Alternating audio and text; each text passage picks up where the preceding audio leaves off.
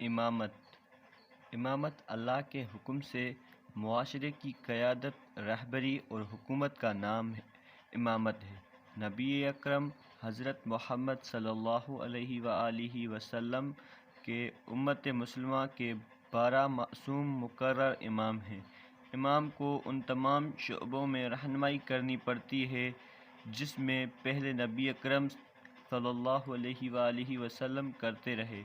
اس لیے ضروری ہے کہ نبی کی طرح امام بھی اپنے قول، فعل اور کردار میں معصوم ہونا چاہیے۔ امامت پہ ایمان لانے کے لیے قرآن مجید میں صاف اعلان کیا گیا ہے۔ ترجمہ: اطاعت کرو اللہ کی، اطاعت کرو رسول کی اور ان صاحبان امر کی جو آپ میں سے ہیں، اور پھر اگر کوئی اختلاف ہو تو اللہ اور اس کے رسول کی طرف رجوع کرو۔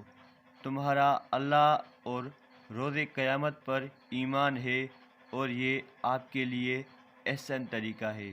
سورہ نساء آیت نمبر 59۔ اور اس کے علاوہ ایک جگہ اور ارشاد ہوا ہے،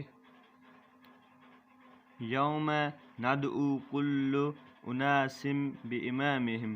ترجمہ: کہ ہم محشر کے دن ہر کسی کو اس کے امام کے پیچھے اٹھائیں گے۔ سورہ بنی اسرائیل آیت نمبر 71۔ امامت کی اہمیت کو واضح کرنے کے لیے نبی اکرم صلی اللہ علیہ وآلہ وسلم نے فرمایا کہ جو اپنے وقت کے امام کی معرفت کے بغیر مرتا ہے وہ جاہل مرتا ہے۔ اس لیے ہم سب کو چاہیے کہ اپنے امام کی معرفت حاصل کریں اور عالمانہ موت مریں۔